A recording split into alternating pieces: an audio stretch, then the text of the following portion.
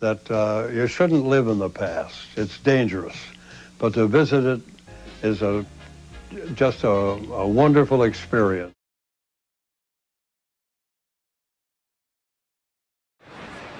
0-2 on the way. Fastball, rip foul, and down goes Diethrick. You know he's going to get crushed in the dugout.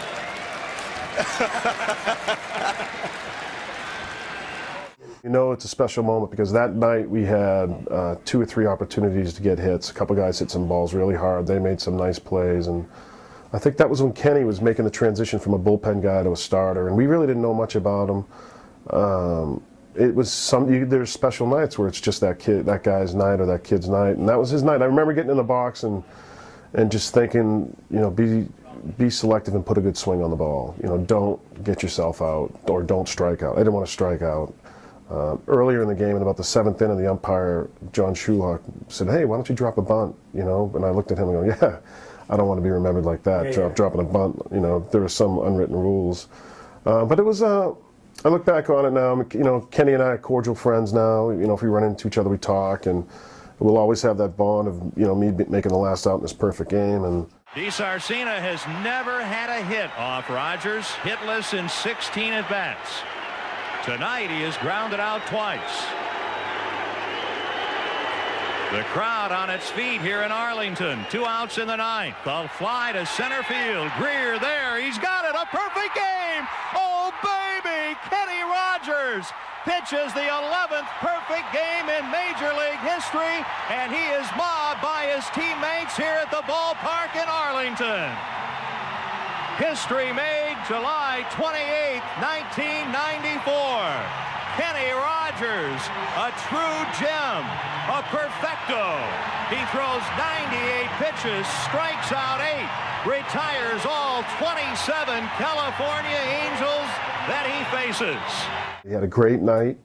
Sometimes, you know, the baseball gods look down on you and they give you that night, and that night was definitely Kenny's.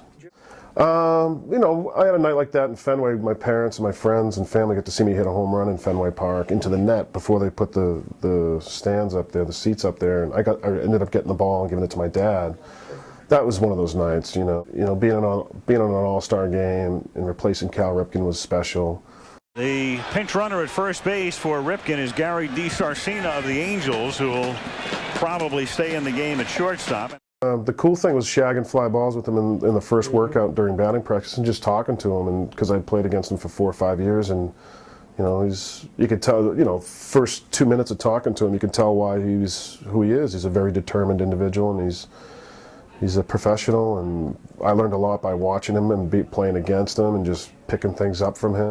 He's probably one of the most incredible people I've ever been around. The way that he handles himself, the way he handles obligations, the way that he handles his, you know, I would never call it a disability, because if you spend 2 minutes with him, it's not a disability. Right. You know, playing behind him, I caught myself the very first time just watching him, just to see how he did his thing, and just I just marveled at it. And then when you get to be around him and get to know him, you find out that he's an unbelievable human being, and the time that he gives to other people, and the way that he embraces his issue, and the way that he shares his issue. I know he does public speaking now, or he does motivational speaking, and just hearing his story, and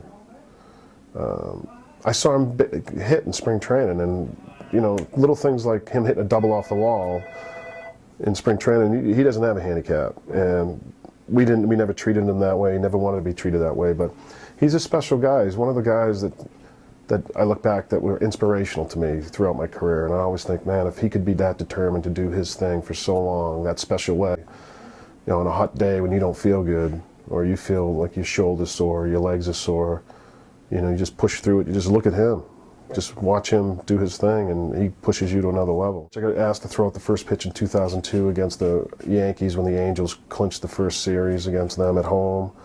That was probably the greatest highlight. Be received to 48,000 people remember you and screaming and yelling when you get out there to do it.